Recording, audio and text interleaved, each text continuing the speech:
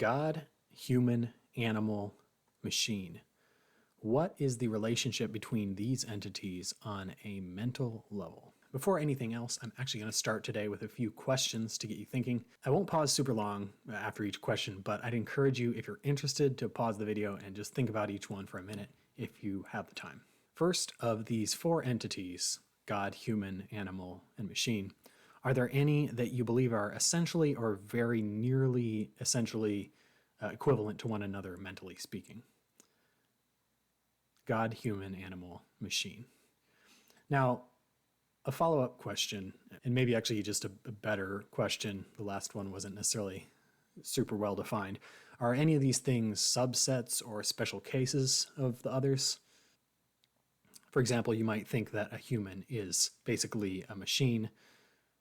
I don't want to say too much more because I want to let you think about it for yourself. Or depending on your religious beliefs, you might think there's a special relationship between God and human. All right, next, which of these things would you say are alive in whatever way you want to define alive? Which of these things are conscious? Which of them are self-aware? Okay, which of them would you say have a purpose? If you even think that the idea of having a purpose makes sense. Maybe you don't. But I recently learned actually that this idea of a purpose or final cause goes all the way back to Aristotle, that all things move towards a final cause. I think that's actually talked about in this book. Okay, that's all the questions I have, and I can't give you the answers because these are questions that even modern philosophers are still debating. But these questions hopefully have already given you some inkling of what this book is about. God, Human, Animal, Machine was recommended for me by a good friend who watches my videos, and he said that I'd like this. I'm guessing that this came to mind for him after he viewed a particular part of my video on the anomaly last year, where I talked about the simulation hypothesis, because that's one of many wild theories in this book. And I say wild not as a form of judgment, but because it is just mind-boggling to think about it. And after he recommended it, I actually received a gift copy a few days later in the mail for my birthday, which was an excellent surprise, especially since I had already decided I was going to read it. And now, after many failed attempts in doing this recording for various reasons, I am excited to talk about God, Human, Animal, Machine. So what exactly is this book about? That is a really tricky question. It explores the relationship between humans and God, between human and animal, between human and machine. All of those comparisons I included human because, as is sort of a focus of this book as well, it's remarkably difficult for humans to conceive of the world in terms that aren't somewhat anthropocentric or human-centered. Part of that may be a certain egotism, but much more, the author argues, it stems from the simple reality that our ability to imagine things outside of ourselves is necessarily constrained by the limits of our own knowledge and experience. Like, my inability to experience things from the perspective of God isn't because I think I'm so much better than a God, but just because I can only conceive of that experience through what I know as a human. And thus, when we tell stories about God or about sentient AI, or even AI in general that may not be sentient, we always imagine them with human characteristics and even emotions, despite acknowledging that they are different in vague sorts of ways. Because like I said, it's just very hard to conceive of what else a consciousness could possibly look like other than what we know to be human. The concept of metaphors is also central in this book, though I admit there was much of this discussion that I didn't fully grasp on this pass through. But one interesting part was a discussion of the way in which metaphors act as two-way streets, encouraging us, sometimes without even knowing, to confer attributes of one side of the metaphor onto the other, even if they weren't originally present. When we say, for example, that a human is a computer, we begin to make assumptions about our own minds that may be invalid, and we also begin to personify computers as soon as they show even the slightest human-like properties.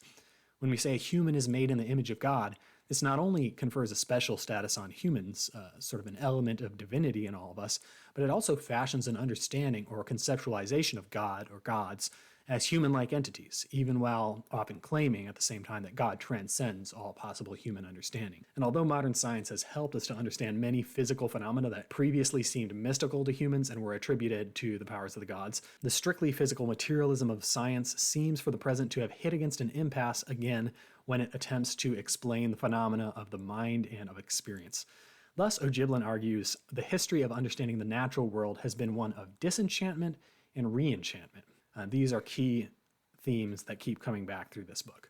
while scientific explanations like the Copernican revolution, in which it was suggested that the sun and not the earth was the center of the universe, and the Enlightenment, in which many of the foundations of the modern scientific method were laid out, while these revolutions in thought filled out some of the gaps previously filled by God and enabled a new form of humanism, or human-centered ideology, an existence ultimately based on pure materialism and rationality still feels groundless and thus deeply unsettling for many of us. It seems that as much as we humans try to use science or rationality to understand previously inexplicable aspects of the world around us, in one way or another we seem to keep coming back to God or something very much like God, even if our understanding of God may change. But it's unclear and remains an unresolved question by the end of the book whether our repeated return to God, our attempts to re-enchant the world, as it were, are rooted in some actual spiritual or metaphysical truth, or, as the author is maybe more inclined to think, simply reflect an innate human tendency to explain and find meaning and order in the world around us. A tendency that in the end, it's just human to try to apply to ourselves and find meaning and order in our own existence. And for many, that requires this notion of something beyond us, whether God or something else, something to give us meaning. And this, in fact, is very personal to the author, who, like me, grew up a Christian until her college years, but no longer considers herself religious. While you might think that this transition stemmed from a certain disdain for her specific religion or its tenets, I absolutely loved one short statement she wrote because I think it really sums up on a more fundamental level why someone might turn away from an orthodoxical religion even if they have great respect for it or their morals and way of life mostly agree with it. So I'm actually going to read it right here. It's not as though I never experienced God's presence or guidance as a Christian. It was that I could not, as so many of my friends and classmates managed to do, rule out the possibility that those signs and assurances were merely narratives I was constructing.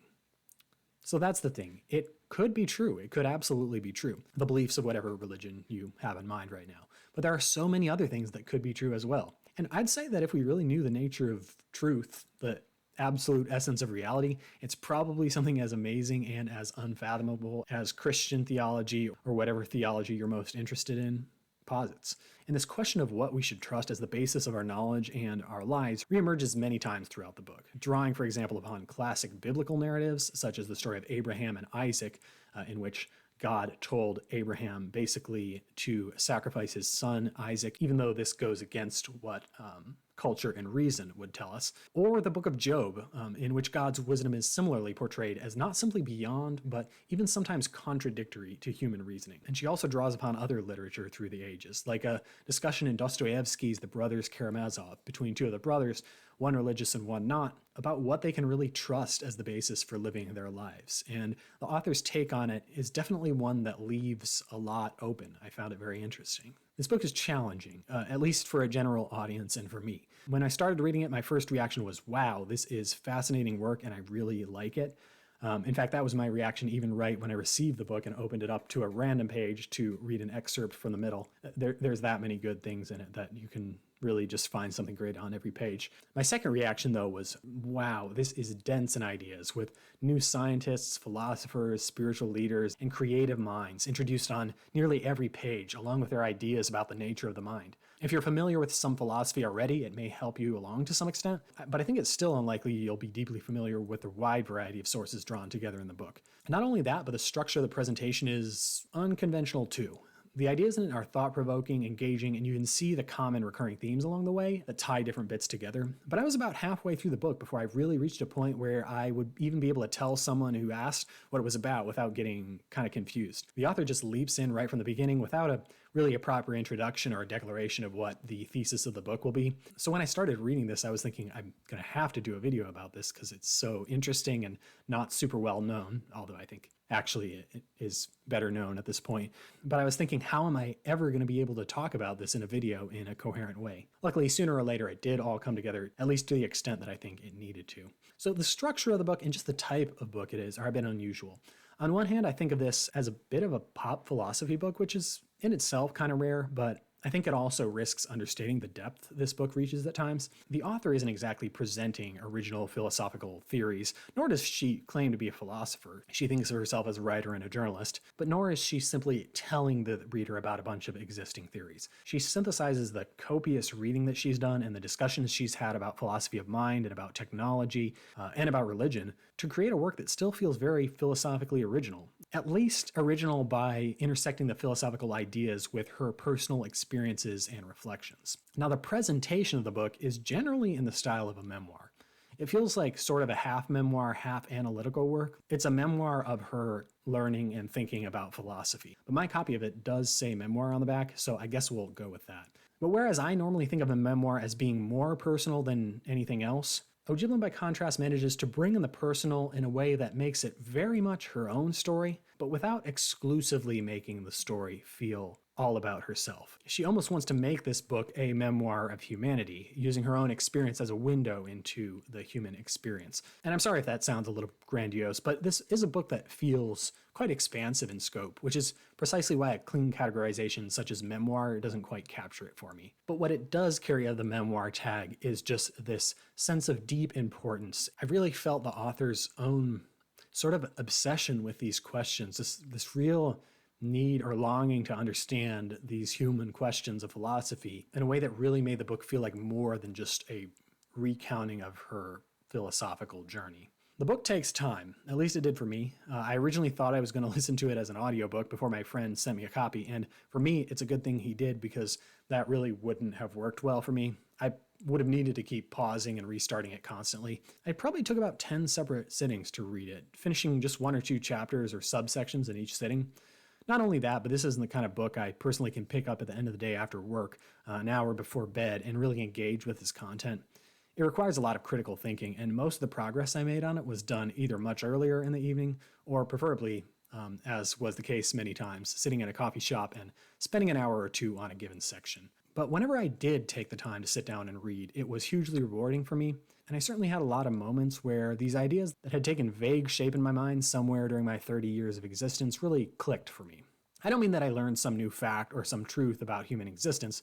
Given the nature of the topic, you shouldn't expect to find that in this book. But I mean, for example, that ideas I've considered in the past, but never in a rigorous or particularly coherent way, were suddenly introduced as real philosophical theories, with actual names and stuff. One example of that was the idea of panpsychism, which is the idea that consciousness is in some way an inherent property of matter, and that all matter in some way possesses some element or atomic form of consciousness, rather than it being an entirely emergent property that comes from the precise arrangement of a system, which is an idea that's also discussed a lot in this book. And I wouldn't say I believe in panpsychism, but I've thought about it before because I think it's a natural path to go down if you say, I believe humans are conscious, so what about chimps? What about mice? What about birds? Yeah, what about amoeba? Could an amoeba actually have some level of consciousness? Or what about atoms? Just going down this chain, if consciousness is a binary property that's either present to some extent or not present at all, then either somewhere down the chain it must be lost or everything must have consciousness. At least that's how the reasoning went when I was thinking about it once in college. I mean, there are other ways of arguing it, like the pile of sand argument. How many grains of sand do you have to have before you make a pile? If you haven't heard that argument before, well, if you have some sand in front of you and it's not a pile, then it's unlikely that adding 1 grain of sand will ever be enough to turn it into a pile, but that makes it seem like it's impossible to have a pile of sand. But this is why I found the book very intellectually rewarding, because it really brought life to these ideas. And I think the author is very generous with trying to put each idea on its best footing. And although she voices some opinions or thoughts which have evolved for her over time, I don't think she's ever particularly forceful about you should believe this way and not this way. She kind of leaves it all open to the reader to draw their own conclusions or to remain agnostic, which I really like. So I would highly recommend this book, but not for everyone. And I think by this point in the review, you probably already know if this is something that would interest you or not right now or not ever. If you're interested in philosophy, in particular philosophy of mind and the problem of consciousness, but also maybe metaphysics, and if you don't know what that is, it's literally beyond physics. I'm not well informed in metaphysics myself, but it's about the inherent nature of the universe or of being itself. If those things interest you, I think you'll enjoy this book. I also think you may enjoy it if you're not super familiar with those topics, but you're interested in technological developments and AI. but not just from a practical perspective of how to apply increasingly complex computer models, and not from just like a science fiction, like, wouldn't that be cool if AIs became consciousness and then they ate us or something?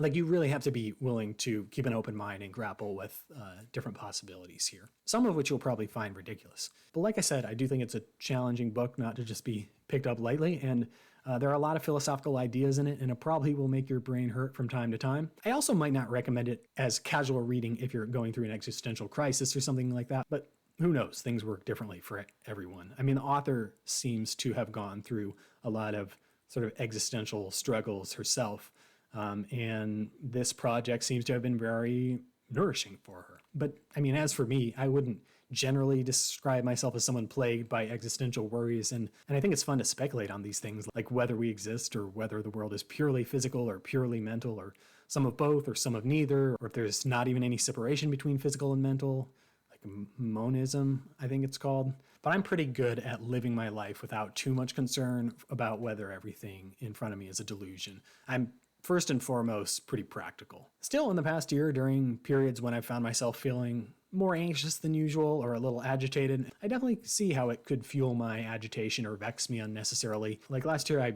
really enjoyed reading some Kant, but also depending on the day, if I was feeling a little anxious, I wouldn't say I was deeply disturbed by thinking about metaphysics, but it also feels kind of weird and depersonalizing to be experiencing your own emotional experience and then like on the side trying to figure out whether these feelings are even real or if it's all just an illusion. Like, if you've been there, you probably know what I mean. I guess I just think that these philosophical ideas are very valuable to think about and deserve a lot of attention.